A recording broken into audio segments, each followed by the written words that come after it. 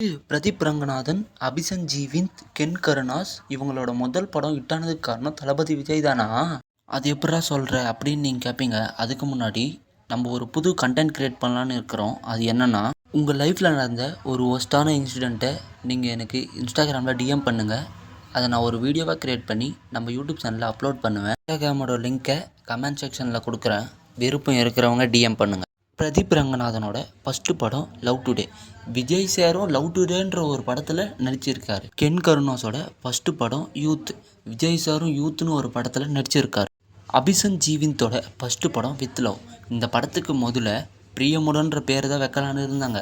அதை அப்படியே இங்கிலீஷில் டிரான்ஸ்லேட் பண்ணி வித் லவ்னு வச்சுட்டாங்க.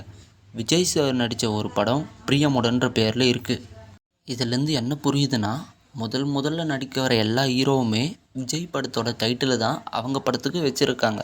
அதனால தான் அந்த படமும் ஹிட் ஆகுது. இப்போ நம்ம பார்த்த 3 படமே மக்களால் கொண்டாடப்பட்ட ஒரு படம் தான்.